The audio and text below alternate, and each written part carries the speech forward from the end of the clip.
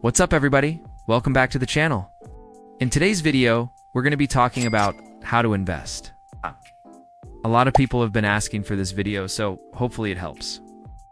So when it comes to investing, there are 4 different types of accounts that you can choose from. There's a Roth IRA, a traditional IRA, a 401,000 and taxable brokerage account.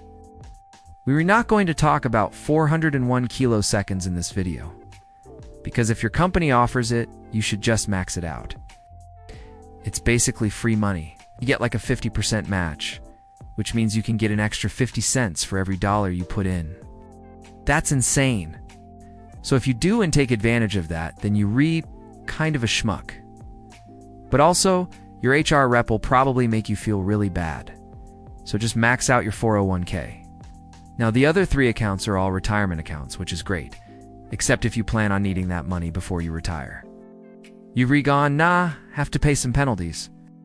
With a Roth IRA, it's 5% until you turn 59.5, and with the traditional IRA and 401k, it's 10% till you turn 55.5. However, there are certain exceptions, such as being totally or permanently disabled or having a severe health condition.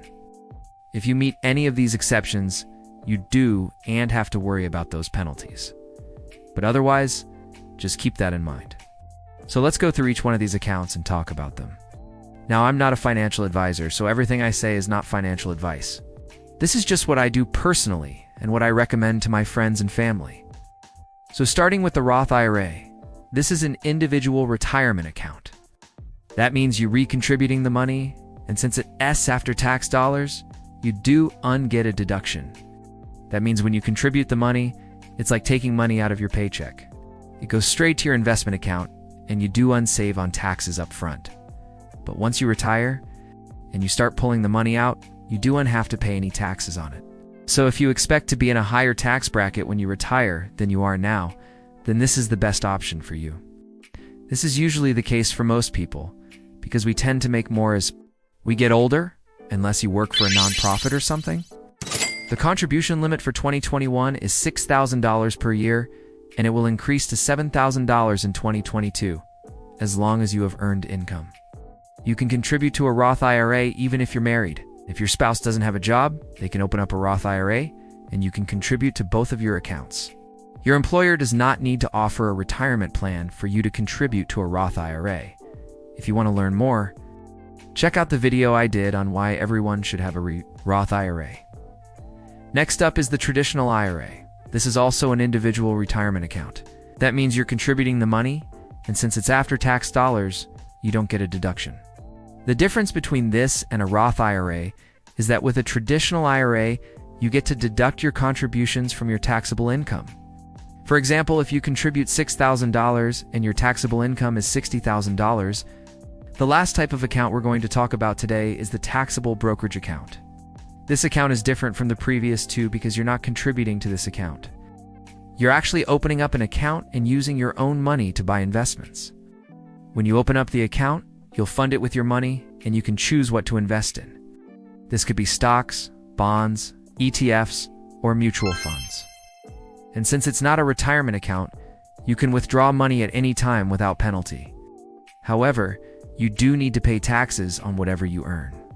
So if you buy stocks that pay dividends, you'll receive that dividend, and you'll need to pay taxes on it. Or if you sell your stock for a profit, you'll need to pay taxes on that as well. The only exception is if you buy and sell within the same tax year.